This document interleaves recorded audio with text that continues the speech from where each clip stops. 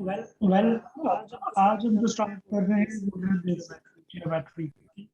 सबसे पहले हम बेसिक स्टार्ट करते हैं। ज्योमेट्री में कुछ लफ्ज आएंगे जिसका आपको पता होना चाहिए। ये फाइल बाद में आपको शेयर करूंगा। फॉर एग्जांपल एक लफ्ज पॉइंट, तो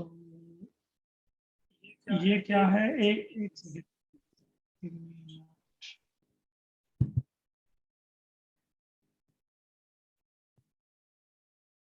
ओके, तो ये जो पॉइंट है ये क्या होता है? An exact location in space, ये इसकी डेफिनेशन है। या फिर कहते हैं ए पॉइंट हैज नो डायमेंशन। ये फर्दर एक्सप्लेनेशन है उसी बात की जो हमने ऊपर की है। बेसिकली यहाँ पे ये इम्पोर्टेंट बात है कि हम जो सब टॉपिक पढ़ने जा रहे हैं जिससे हम कह रहे हैं जियोमेट्री है, तो जियोमेट्री की अपनी एक डेफिनेशन है एक्चुअली। जियो मीन्स लाइक जमीन और मेट्री मीन मेजरमेंट। तो मेजरमेंट्स ऑफ द अर्थ, जब हम अर्थ कह रहे हैं तो इसका मतलब है मेजरमेंट ऑफ स्पेस एक्चुअली, ये इसका मतलब निकलेगा। ओके, तो मेजरमेंट ऑफ स्पेस जो है इसका मतलब क्या है? जब हम स्पेस कहते हैं तो सबसे पहले जो हमें चीज पता होनी चाहिए वो पता होनी चाहिए ग्राफ। मतलब ग्राफ क्या होते हैं, हमने इस पे शायद पहले बात की होगी, लेकिन मैं अगर इसको ग्राफ से पहले सिर्फ वैसे ही बताऊं कि अगर आप मुझे कहें कि आप जो है ना वो गिनती लिखें ऐसे, तो हम इस तरह स्टार्ट करते हैं 0 सॉरी 1 2 3 4 5 6 एंड सो ऑन। ये गिनती इधर बढ़ती रहेगी और इधर नेगेटिव नंबर्स भी हो सकते हैं। For example -1 sorry -5 -4 -3 -2 -1 and so on. Okay, अगर हम पहले इसकी बात कर लें तो ये मैंने क्या लिखा? ये मैंने एक गिनती लिखी है। इस गिनती में एक रूल फॉलो किया है हमने, और वो रूल ये है कि जो नंबर राइट साइड पे है वो ग्रेटर नंबर है। फॉर एग्जांपल 0 से 1 ग्रेटर है, फिर 2 1 से भी ग्रेटर है, फिर 3 2 से भी ग्रेटर है एंड सो ऑन। इसी बात की वजह से हम ये कहते हैं कि नेगेटिव में कोई नंबर जितना बड़ा होता है एक्चुअली वो छोटा होता है। सो -5 is smaller than -4, similarly -1 is smaller than 0। Okay, ये जो मैंने नंबर लिखे हुए हैं, अगर मैं यहाँ पे एक लाइन ड्रॉ करूँ फॉर एग्जांपल ऐसे, और इस लाइन के ऊपर हम क्या करते हैं, ये जो अगर यहाँ पे हम एरो लगा दें इसके ऊपर, सॉरी हम इस लाइन को डिफरेंट लाइन ड्रॉ कर लेते हैं, द लाइन विद एरोज। यहाँ एरोज का मतलब ये है कि ये नंबरिंग कंटिन्यू हो रही है इधर, मतलब ये 6 से आगे 7 8 9 भी हो सकते हैं, और इसी तरह इधर भी -6 -7 8 9 भी हो सकते हैं। ओके, अब अगर मैं यहाँ पे निशान लगा दूं, जहाँ पे 6 लिखा है वहां पे एक निशान आ जाए, जहाँ 5 लिखा है वहां पे निशान आ जाए, जहाँ 4 लिखा है वहां पे आ जाए, जहाँ 3 लिखा है एंड सो ऑन।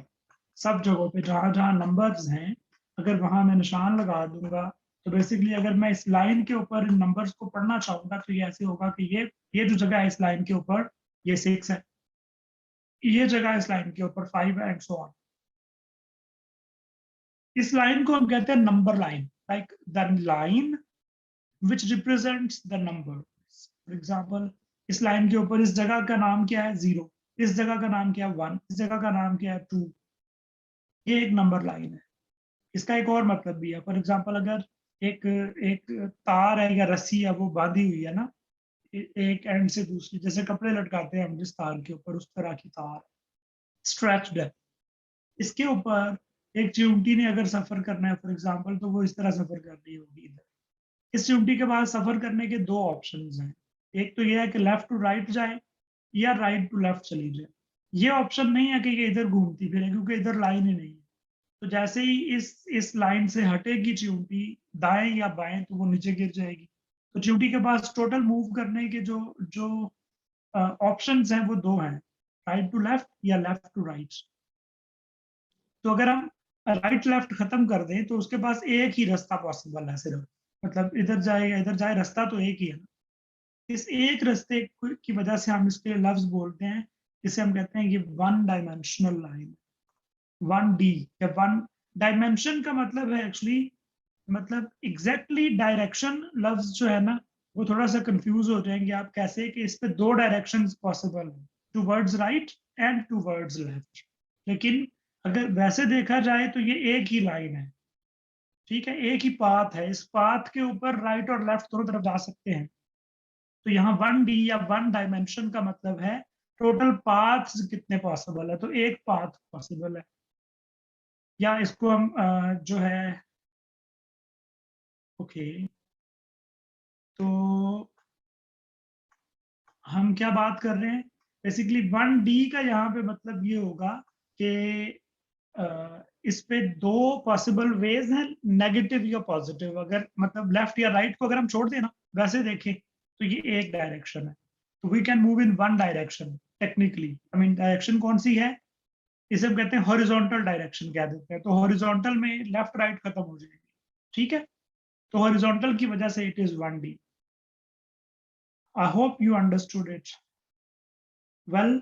अब अगर इसी लाइन जैसी एक और लाइन बनाई जाए which is vertical line, by the way पहले मैं यहाँ पे डिफरेंट ऑप्शंस आपको बता देता हूँ। एक और लाइन ऐसी भी हो सकती है इधर, इसी तरह से एक और लाइन इधर भी हो सकती है, इसी तरह से एक लाइन इधर भी हो सकती है। There can be infinite lines, as many lines as we can imagine.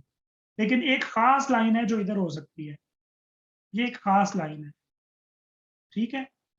ये बाकी सारी लाइंस के अलावा इस लाइन में एक खूबी है और वो ये है कि ये हमारी पहले वाली जो हॉरिजॉन्टल लाइन थी इसको 90 डिग्रीज पे क्रॉस कर रही है।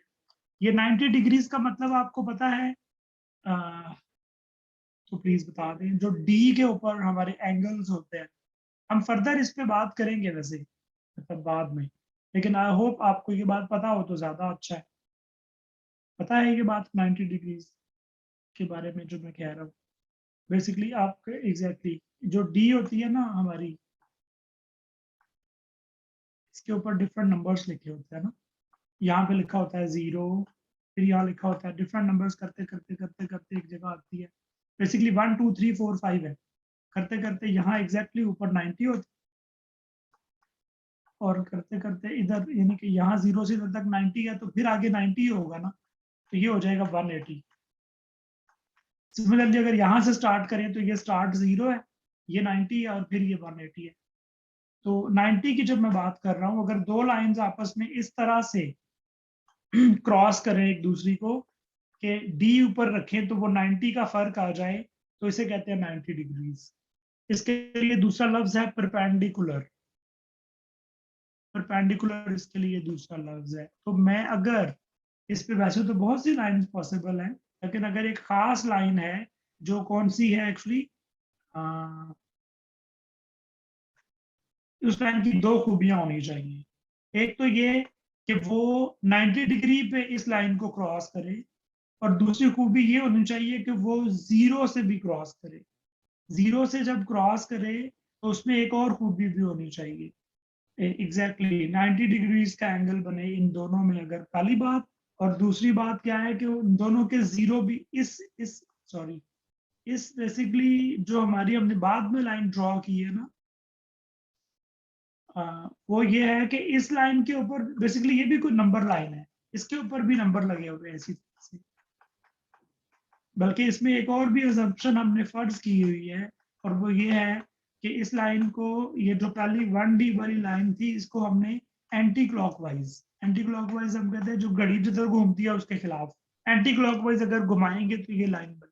मतलब ये हुआ कि ये नंबर पॉजिटिव है जो इधर है, मतलब 1 2 3 4 5 इसी तरह से 6 भी होगा आगे।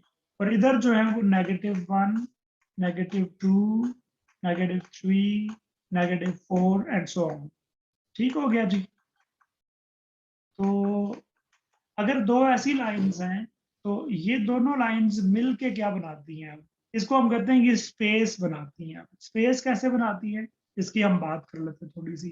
फॉर एग्जाम्पल यहाँ पे क्या हो रहा है, अब अगर एक फर्ज करें कोई चिमटी है मिसाल के तौर पे, उसने ट्रैवल करना है इस जगह पे कहीं भी, तो वो कैसे ट्रैवल कर सकती है? उसके पास एक तो ये ऑप्शन है लाइन पूरी सीधी जैसे पहले थी, एक ये लाइन सीधी पॉसिबल है, लेकिन अब ये जगह भी पॉसिबल हो गई है उसके लिए। कैसे? इस पे हम थोड़ी सी बात कर लेते हैं कि ये जगह कौन सी है ना। तो या इधर कोई भी जगह जो है, ये जो पूरी जगह है, अब यहाँ से यहाँ तक एक्चुअली ये स्क्वायर बॉक्स अगर मैं बना लूँ, सॉरी सॉरी, ये अगर मैं यहाँ पे ये पूरा जो बॉक्स है, जो कि और आगे भी बढ़ सकता है, कि एरो को और बढ़ाएं तो बॉक्स बड़ा हो जाएगा, इधर भी बढ़ाएं। तो अब बेसिकली इस जगह का नाम था 3, पहले हमने देखा है। इस जगह का नाम था 3, इस जगह का नाम था 0, इस जगह का नाम था -3, इसी तरह से इस जगह का नाम है 4 एंड सो ऑन। लेकिन जब दो लाइंस होती हैं तो फिर इस जगह का नाम जो है ना वो दोनों लाइंस के लिहाज से लिखा जाता है। तो ये पहली लाइन पे तो 3 है, दूसरी लाइन पे क्या है? दूसरी लाइन का मतलब है ऊपर या नीचे, इस लाइन से कुछ ऊपर या कुछ नीचे। तो क्योंकि ये 3 है और इस लाइन के तो अभी ऊपर भी नहीं है नीचे भी नहीं है, तो यहाँ पे क्या था? 0। तो इस जगह को जो पहले हम 3 कहते थे, अब हम इसे कहेंगे 3 0। इसका मतलब है 3 ऑन फर्स्ट लाइन, तब 3 on horizontal line and 0 on vertical line. ठीक हो गया? इसी तरह से अगर मैं इस पॉइंट को कहूंगा तो मैं कहूंगा -2 0, -2 on horizontal line, 0 on vertical line. For example अगर ये जगह मैंने बतानी है कौन सी है, तो इट विल बी, ये जगह मैंने बतानी है अगर, तो it will be what? 0 on horizontal line, 4 on vertical line. So it will be 0, sorry, it will be 0 and 4. Basically ये बात याद रहे कि सबसे पहले हम हॉरिजॉन्टल वाला लिखते हैं, बाद में वर्टिकल वाला लिखते हैं। अब ये करते करते अगर हम देखते हैं कि मुझे अगर पूछा जाए कि ये कौन सी जगह है, ये वाली जगह, इसका क्या नाम है, तो वी नीड टू सी कि ये वर्टिकल लाइन पे कहाँ पे है? 4 पे। हॉरिजॉन्टल लाइन पे कहाँ पे है? 3 और 4 के दरमियान है कहीं, तो मैं इसे 3.5 कह लेता हूँ। तो ये जो पॉइंट है, ये वाला पॉइंट खाली स्पेस में, सिर्फ ये पॉइंट स्पेस में, ये जो पॉइंट है इसकी लोकेशन बतानी होगी, तो it will be minus, sorry, positive 3.5 comma y पे क्या था? 4 था। ये समझ आ गई आपको बात?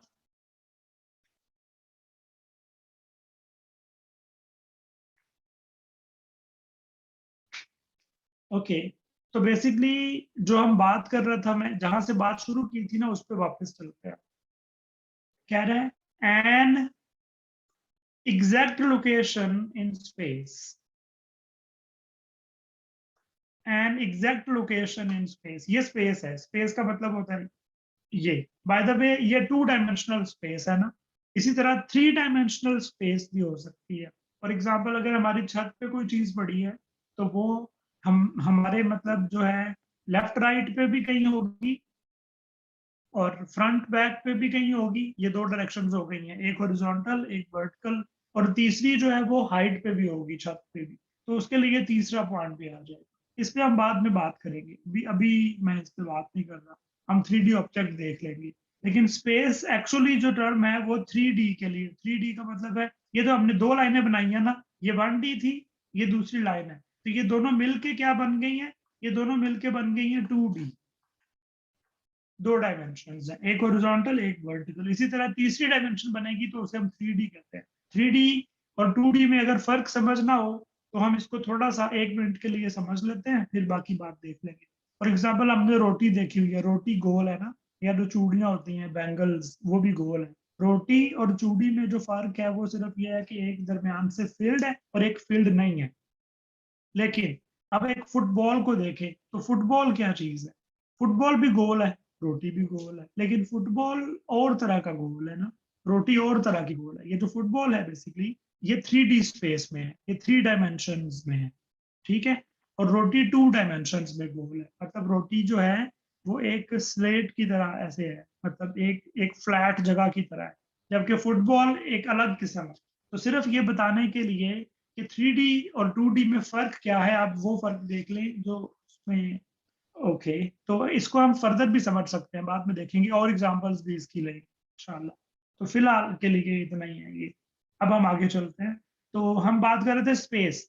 तो स्पेस अगर फुटबॉल में या 3D में तो थोड़ी सी मुख्तलिफ होएगी, लेकिन अगर मतलब 2D में तो 2D में इस तरह की होगी। तो an exact location in space जो अभी हमने बात की थी, फॉर एग्जांपल ये जगह है, ये वाली जगह, दिस इज थोड़ा सा इधर हाँ बना रखते हैं, 4 ऑन एक्स 1 ऑन वाई। तो 4 1 एक जगह है, ये एक पॉइंट है एक्चुअली।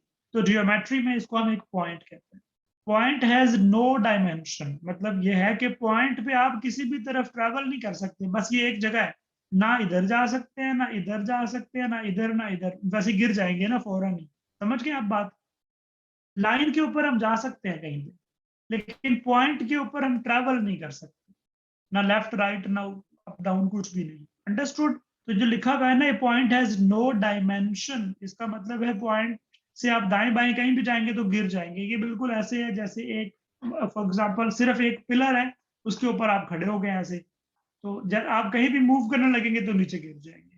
पॉइंट एक ऐसी चीज है, स्पेस में एक चीज खड़ी हुई है बस। ओके। तो पॉइंट की बात हमने पढ़ ली है कि इसको पढ़ते कैसे हैं। कहते हैं अगर ये पॉइंट फॉर एग्जांपल ए, इसकी जगह नाम रख दें तो हम इसे कहते हैं पॉइंट ए। इसी तरह पॉइंट बी, पॉइंट सी, कुछ भी नाम हो सकता है। ओके। तो अब हम फर्दर बढ़ते हैं, थोड़ा सा आगे इस डिस्कशन को लेके चलते हैं। तो नेक्स्ट है लाइन। लाइन क्या होती है? अब हम यहाँ पे थोड़ा सा समझ लेते हैं। आपने एक लफ्ज सुना होगा पिक्चर्स में, जब हम बात करते हैं कंप्यूटर मोबाइल में या ऐसे, पिक्सल्स का नाम सुना होगा आपने, इसके पिक्सल्स ज्यादा है या कम है? क्या हम अपनी पिक्चर्स जो है हॉरिजॉन्टल जाना है या वर्टिकल? इफ मतलब यस, पहले एक्स को यानी कि हॉरिजॉन्टल, पहले हॉरिजॉन्टल को लिखना है, बाद में वर्टिकल को लिखना है। ठीक है। -2 4 का मतलब होगा, -2 4 का मतलब क्या होगा अभी हम देख लेते हैं। -2 4, -2 इसका मतलब है एक्स एक्सिस पे है, तो सॉरी हॉरिजॉन्टल लाइन पे। तो हम कह रहे हैं -1 -2, फिर उसके बाद 4, 1 2 3 4। तो -2 4 का मतलब है ये जगह, -2 on x on on horizontal and 4 on vertical. Okay.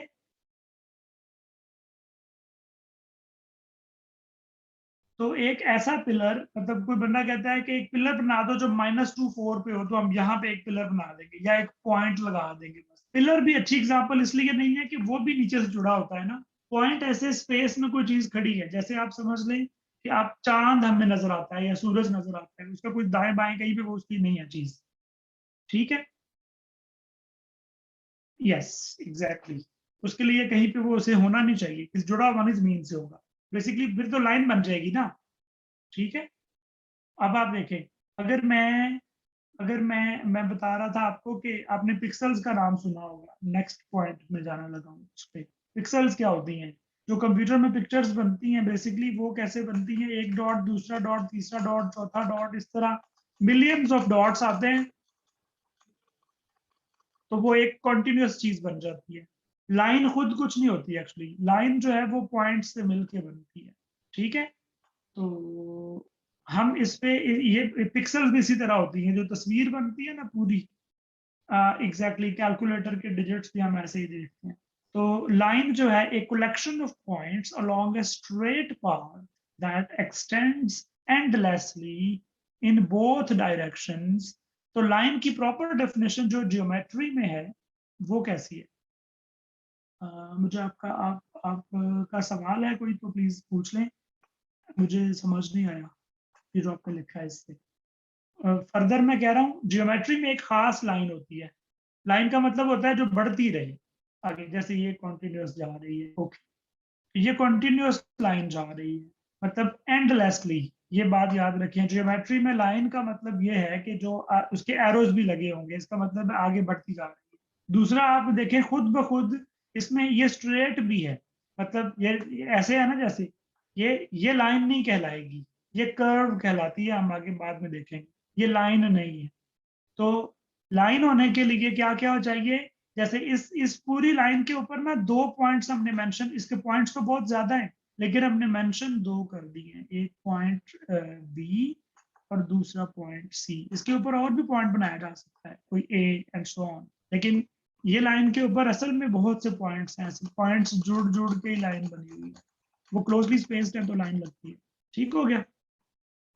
और लाइन की दो डेफिनेशन, दो बातें हैं कि एक तो ये है कि इसमें एक कलेक्शन ऑफ पॉइंट्स हैं, ये स्ट्रेट होनी चाहिए पहली बात, और दूसरी है कि एंडलेस होनी चाहिए। ओके, नेक्स्ट लफ्ज है लाइन सेगमेंट। सेगमेंट का हमें पता, लाइक अपार्ट। तो अगर इस पूरी लाइन को मैं यहां तक रोक दूं बी और सी तक, तो इसके एरोज वाला पोर्शन खत्म हो जाएगा। अब ये लाइन आगे नहीं बढ़ रही। जब ये लाइन बढ़ नहीं रही तो फिर इसका नाम लाइन नहीं है बल्कि पार्ट ऑफ लाइन है, मतलब लाइन सेगमेंट है।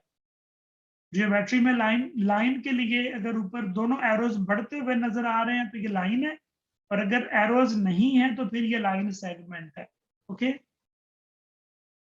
वेल, उसके बाद क्या बात हुई, उसके बाद हम बात कर रहे हैं रे। रे क्या होती है? बेसिकली रे, सूरज से रोशनी आती है ना हम तक, तो हम उसे लाइट रेज कहते हैं। रेज क्या होती हैं? वो एक पॉइंट से ओरिजिनेट होती हैं और फिर आगे बढ़ती रहती हैं एंडलेसली। ठीक है। क्या बात हो रही है कि रे, मैं बता रहा था, रे हमेशा किसी एक पॉइंट से ओरिजिनेट होती है और फिर आगे बढ़ती रहती है, बढ़ती रहती है। इसलिए जो रे है उसकी एक साइड पे एरो होता है, मतलब ये सूरज से निकली है, अब आगे बढ़ती ही रहेगी।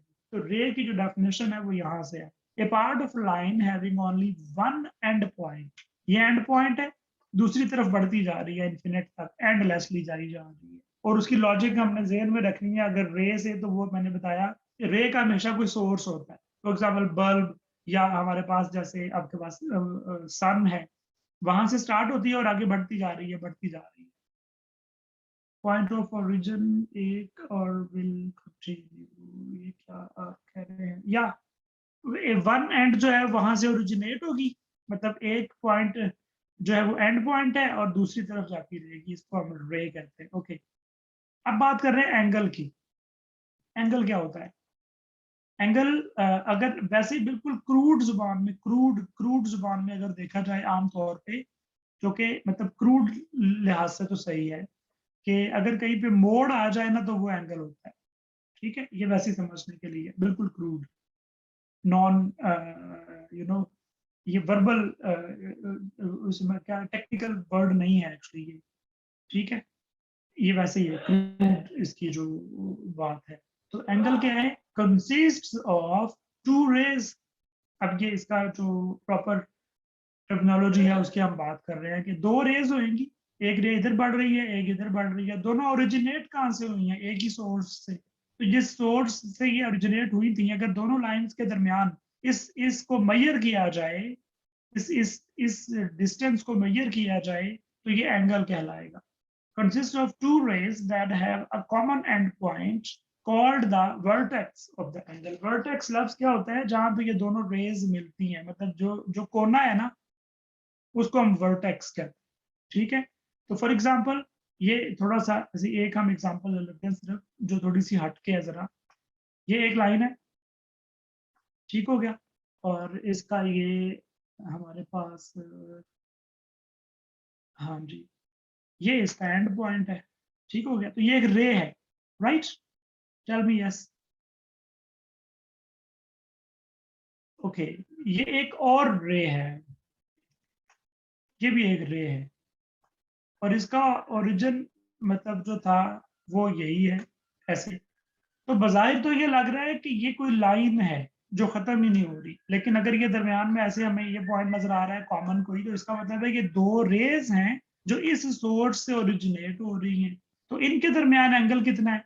वो डी पे हम देख सकते हैं जैसे। तो ये बेसिकली क्या है? 180 डिग्रीज है। ये मैंने एग्जांपल इसलिए दी है कि जो मैंने क्रूड डेफिनेशन बताई थी ना पहले, वो ये थी कि मोड जहां पे आ जाए, तो यहाँ बजाहिर मोड तो नहीं आ रहा, लेकिन ये इस तरह से, मतलब जो टेक्निकल फिर टर्म है उसमें हम देखेंगे तो हमें ये एंगल नजर आएगा। वर्टेक्स क्या है? ये जो दोनों दोनों के जहाँ पे सोर्स एक ही है, ये वाला पॉइंट। तो जो मैं वर्टेक्स को मोड कह रहा हूँ, ये सिर्फ एक इस एंगल के अलावा ये मोड ही होगा। मिसाल के तौर पे अगर कोई ऐसी रे है ये वाली, और दूसरी रे ये वाली है, तो हमें यहाँ मोड नजर आ जाएगा ना, ये वाला। सिवाय 180 के हमें नजर आ ही जाता है। ठीक है, मोड हमेशा। तो ये एक सूरत में सिर्फ मोड नहीं है, वरना वर्टेक्स हमेशा मोड ही होगा। तो लेकिन इसकी जो डेफिनेशन है वो ये बनती है वर्टेक्स की कि ये क्या है, वो जो एंड पॉइंट है दोनों दोनों रेज का जो कॉमन एंड पॉइंट है दैट इज कॉल्ड वर्टेक्स। समझ आ रही है कुछ? मसला तो नहीं है अभी, आगे चले। ओके, तो प्लेन, व्हाट इज प्लेन? कह रहा है कि फ्लैट सरफेस, रोटी जो है, जो मैं कह रहा था कि उसको दो लाइनें चाहिए, टू डायमेंशंस चाहिए। A flat surface that extends endlessly in all directions is called plane. ये जो मैंने यहाँ पे बताया था कि इसको और आगे बढ़ाया जा सकता है इस बॉक्स को, हाँ जी, इस लाइन को आगे बढ़ाते जाएं, ये बॉक्स आगे बढ़ता जाएगा। इस लाइन को आगे बढ़ाते जाएं, इधर भी बढ़ता जाएगा। इस लाइन को इधर बढ़ाएं, इधर भी बढ़ता जाएगा। इधर बढ़ाएं तो ये बॉक्स हर तरफ बढ़ सकता है। मतलब रोटी कितनी बड़ी हो सकती है फॉर एग्जाम्पल, तो रोटी को जितना मर्जी बड़ा कर ले, आई मीन उसकी एंडलेस है उसकी डायमेंशन। तो उसकी वजह है कि वो बेसिकली प्लेन की जो डेफिनेशन है वो हम बात कर रहे हैं। प्लेन क्या होती है? It is a flat surface जो कि जितना चाहे बढ़ सकती है। यहाँ पे हमने रोक दिया है ABCD को, इसको बढ़ाया जा सकता है, इसको और बढ़ा ले आगे इधर फॉर एग्जाम्पल, तो ये इस तरफ को बढ़ गई है, ठीक है। इसको इस तरफ बढ़ा सकते हैं, हाँ जी, इधर भी बढ़ा सकते हैं जी। ओके, सिर्फ इधर ही क्या, इधर नहीं बढ़ा सकते, इधर भी बढ़ा सकते हैं। तो अभी जो मैंने इन लाइंस को हम जितना बढ़ाते जाएंगे, मतलब एक बड़ी प्लेन में ड्रॉ करना चाहता हूँ तो इस तरह कर लूँ। इसमें मैंने A D B C सबको बढ़ा लिया है, ठीक है। तो ये समझ ले इसी का बड़ा इमेज है, इसको मैंने ऐसे खींच दिया, इधर पकड़ के, इधर पकड़ के, इधर पकड़ के, इधर हर तरफ को मैं खींच सकता हूँ। तो प्लेन क्या है? बेसिकली ये एक फ्लैट सरफेस है जो कि एक्सटेंड हो सकती है हर तरफ। अब बात करते हैं स्ट्रेट एंगल, जिसकी हम पहले बात कर रहे थे। An angle whose measure is 180 degree is called straight angle. मतलब आमतौर पे तो एंगल जो है वो मोड़ होता है ना, जैसे मैंने कहा था, एक बगैर मोड़ के भी angle, which is called straight angle. अब गुड, समझ आ रही है बात? ओके, तो अब हम बात करते हैं फर्दर। स्ट्रेट एंगल के बाद हम बात करें right angle. Right angle 90 degree वाले एंगल को कहते हैं, ठीक है जी। हाँ, सारे एंगल्स के लिए जो कर्व, ये जो होती है ना मेजरमेंट ऑफ एंगल, इस तरह कर्व सी बनाई जाती है, ताकि 180 के लिए भी ऐसे ही बनाते हैं, ऐसे ऐसे घुमा लेते हैं ऊपर से, ठीक है। राउंड होती है ये। सिर्फ 90 डिग्री के लिए ये इस तरह की इसका सिंबल है, ठीक है जी, कोने वाला। अंडरस्टूड? ओके, तो राइट एंगल 90 डिग्री को कहते हैं पहली बात, और इसका सिंबल इस तरह का है, ये कोने वाला बनाया जाता है, राउंड नहीं बनाते हैं। Acute angle, any angle which is less than 90 degrees is called acute angle. Acute angle कौन सा है? 90 से छोटा। आप इसको याद कर सकते हैं इस तरह, क्यूट से, मतलब छोटे, आमतौर पर बच्चे जैसे क्यूट लग रहे होते हैं, तो acute is smaller than 90 degree. और दूसरा है ऑब्ट्यूस। ऑब्ट्यूस एंगल एक्चुअली क्या है? जो 90 से बड़ा होता है, ठीक है, 90 से बड़ा, लेकिन लेकिन क्या, 180 से छोटा। या हम पढ़ रहे हैं टाइप्स ऑफ एंगल्स। हमने पहले पढ़ा स्ट्रेट एंगल, फिर पढ़ा राइट एंगल, फिर पढ़ा एक्यूट एंगल, फिर पढ़ा ऑब्ट्यूस एंगल, ठीक है। ये एंगल्स की टाइप्स। आप इसको कंफ्यूज ना करें, कुछ ट्राइंगल्स की भी टाइप्स होती हैं, उसको हम बाद में पढ़ेंगे। फिलहाल ये एंगल्स की types. So an angle which is smaller than 90 degrees is called acute angle. An angle which is smaller than, larger than 90 degrees but less than 180 degrees is called obtuse angle. ये इसकी example है। D से पता चल जाता है actually ना कि ये एंगल 90 से बड़ा है या नहीं। देखिए ना, अगर ये जीरो है, ये वाली एक रे है, इसको हमने जीरो कहा है, तो 90 यहाँ तक था, ये 90 से आगे है, तो ये ऑब्ट्यूस है। अगर ये जीरो था तो ये 90 यहाँ पे था, ये उससे कम है, ये वाला कर्व जो है, तो ये उससे जो एक्यूट है। समझ आ गई बात? टेल मी यस अगर समझ आ गई है। समझ नहीं आई तो बता दे, नहीं समझ आई। ओके, फिर हम बात करते हैं टू एंगल्स आर एक टर्म है कॉम्प्लीमेंट्री एंगल्स। कॉम्प्लीमेंट्री एंगल्स ये होते हैं कि अगर दो एंगल्स हैं उनको प्लस करें, आपस में ऐड करें और जवाब एग्जैक्टली 90 डिग्रीज आ जाए तो फिर ये क्या है, ये कॉम्प्लीमेंट्री एंगल्स है। और अगर दो एंगल्स को जमा करने से जवाब एग्जैक्टली 180 डिग्रीज आ जाए तो उनको हम सप्लीमेंट्री एंगल्स कहते हैं। कॉम्प्लीमेंट्री क्या होते हैं, दो एंगल्स को प्लस करें, जवाब 90 के अलावा अगर कुछ भी आ जाए तो वो कॉम्प्लीमेंट्री नहीं, 90 एग्जैक्टली आना चाहिए। सिमिलरली अगर जवाब एग्जैक्टली 180 डिग्रीज आ गया तो फिर वो सप्लीमेंट्री एंगल्स कहलाते हैं। वो दो एंगल जिनको जमा करने से 180 बना था, फॉर एग्जांपल 40 एंड 140 डिग्रीज, आपस में ये दोनों सप्लीमेंट्री एंगल्स हैं। मतलब ये क्योंकि दोनों मिल के 180 बनते हैं, 140 और यहाँ 20 होता अगर तो फिर 180 ना बनता। तो दोनों दोनों मिल के बनना है, कुछ सप्लीमेंट्री बनना है या कॉम्प्लीमेंट्री, कोई एक नहीं होता। 140 खुद कुछ नहीं है, ठीक है। इवन 180 अकेला होगा तो वो भी कुछ नहीं है ना, 180 क्या होगा खुद।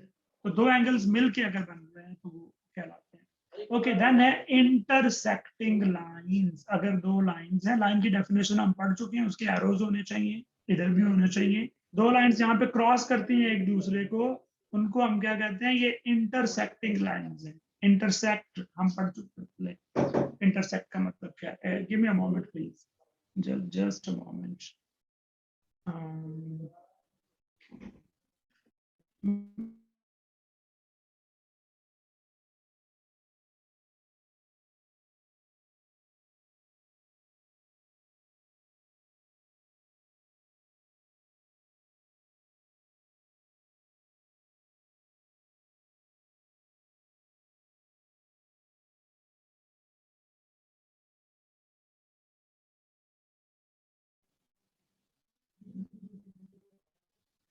वेल, तो आपको मेरी आवाज आ रही होगी।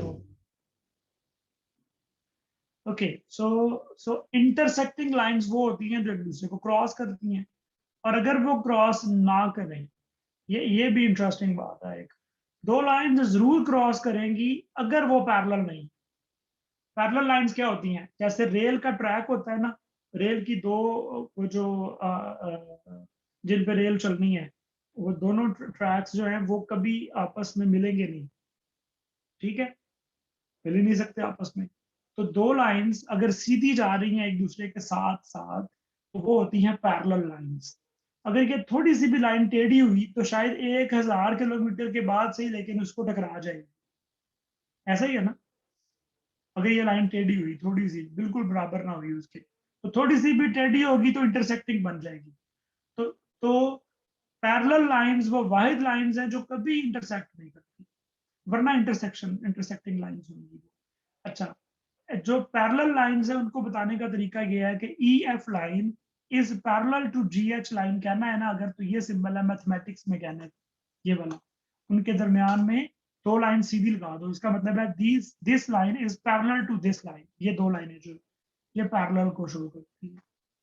ओके, अब अगर दो लाइंस आपस में इंटरसेक्टिंग तो हैं, जैसे ये देखें, ये डीई और सी ए भी आपस में इंटरसेक्टिंग थी, और इसी तरह से पी आर टी और पी क्यू भी इंटरसेक्टिंग हैं, लेकिन ये कुछ खास ही इंटरसेक्शन हो रहा है। ये इंटरसेक्शन ऐसा है जहां पे एंगल कितना बन रहा है, 90 डिग्री। जब 90 डिग्री एंगल बनता है तो कुछ खास होता है उससे, ठीक है। तो 90 डिग्री जहां पे बन रहा है उनको हम कहते हैं परपेंडिकुलर लाइंस। कर ये भी इंटरसेक्ट रही हैं, लेकिन ये खास किस्म का इंटरसेक्शन है जिसको हम कह रहे हैं ये परपेंडिकुलर लाइंस है। ओके, तो ऐसी इंटरसेक्टिंग लाइंस जो एक दूसरे को 90 डिग्री पे क्रॉस करेंगी उन्हें कहना है परपेंडिकुलर लाइन। वरना ये परपेंडिकुलर नहीं है, इंटरसेक्टिंग है, ये भी इंटरसेक्टिंग है, लेकिन ये खास इंटरसेक्टिंग है, they are called perpendicular lines. Okay, vertical angles जो टर्म है वर्टिकल एंगल्स, इसका मतलब क्या है, two angles with equal measure formed by two intersecting lines. अगर दो लाइंस इंटरसेक्ट कर रही हैं, फॉर एग्जांपल ये देखें 60-60 के आपस में ये दोनों कहलाते हैं वर्टिकल एंगल्स, 60 और 60 वाला। इसी तरह 120 और 120 वाला आपस में क्या कहलाता है, वर्टिकल एंगल कहलाता है, ठीक है। तो वर्टिकल एंगल्स क्या होते हैं, अगर दो लाइंस इंटरसेक्ट करें और वो अपने जो ऑपोजिट एंगल्स बनते हैं जो कि इक्वल होते हैं, they are called vertical angles.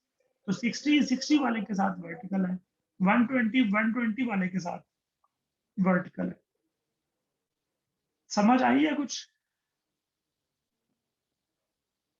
Okay, हम इसको जरा थोड़ी सी अगर बात कर लें कि इसमें क्या है कंटेंट्स कि हमारे काम की चीजें इसमें से क्या है?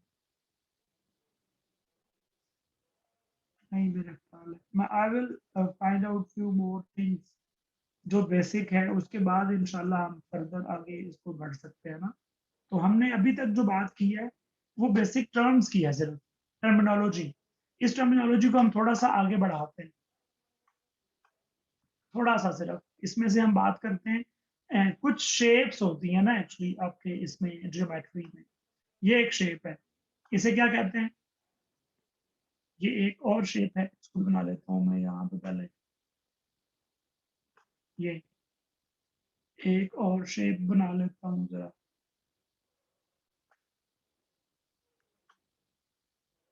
ओके, एक और शेप बनाता हूँ यहाँ पे मैं। अच्छा, मैंने कोशिश ये की है कि ये वाली जो शेप है पहली, इसको वन कह लेते हैं। जो शेप वन है एक्चुअली, मैंने ये कोशिश की है कि इसकी चारों साइड्स आपस में इक्वल हो, ये वाली, ये वाली और ये वाली और ये वाली स्क्वायर। हाँ, इसमें एक और बात की शर्त है, सिर्फ ये नहीं है कि चारों साइड्स बराबर हो, बल्कि इनके एंगल्स भी 90 होने चाहिए। अगर एंगल्स 90 नहीं है तो स्क्वायर नहीं। अंडरस्टूड? फॉर एग्जाम्पल, अगर यहाँ पे साइड्स बराबर होती भी, यहाँ पे साइड्स बराबर होती भी और एंगल 90 ना होता, तो फिर ये स्क्वायर नहीं कहलाएगा। तो स्क्वायर की शर्त आप लिख ले, दो कंडीशन है, एक कंडीशन नहीं है सिर्फ। चारों साइड्स का आपस में इक्वल होना पहली बात, और एंगल्स का 90 होना दूसरी बात। ये दोनों मिलके कहलाती हैं, ये बनेगा स्क्वायर। तो दोनों बातें देखनी है, एक बात भी देखनी है। सिमिलरली इसको देखते हैं, अगर इसमें इसमें चारों साइड्स तो आपस में इक्वल हो सकती हैं, लेकिन एंगल 90 नहीं है, तो इसे हम कहते हैं पैरेललोग्राम। क्या कहते हैं? पैरेलल से निकला है, पैरेललोग्राम। क्यों पैरेलल से निकला है ये, वो भी बता देता हूँ मैं आपको। पैरेललोग्राम इसको इसलिए कहते हैं, पैरेलल से इसलिए निकला है कि इसकी ये वाली लाइन इसकी ऑपोजिट वाली लाइन के पैरेलल है, और ये भी इसके पैरेलल है आपस में, तो सामने सामने वाली पैरेलल तो है, पर एंगल 90 नहीं है, इसलिए इनको पैरेललोग्राम कहते हैं। लाइंस पैरेलल है बस। रेक्टेंगल जो है, इसमें क्या होता है कि इसमें चारों साइड्स बराबर नहीं होती, बल्कि ऑपोजिट साइड्स बराबर होती हैं आपस में। जो साइड्स पैरेलल है ना, वो इक्वल भी हैं। जो पैरेलल हैं वो इक्वल भी हैं आपस में। ये दो पैरेलल है, आपस में इक्वल है, ये दो पैरेलल है, आपस में इक्वल है। एंगल 90 है, पर ये वाली लाइन इसके पैरेलल, इसके लेंथ में बराबर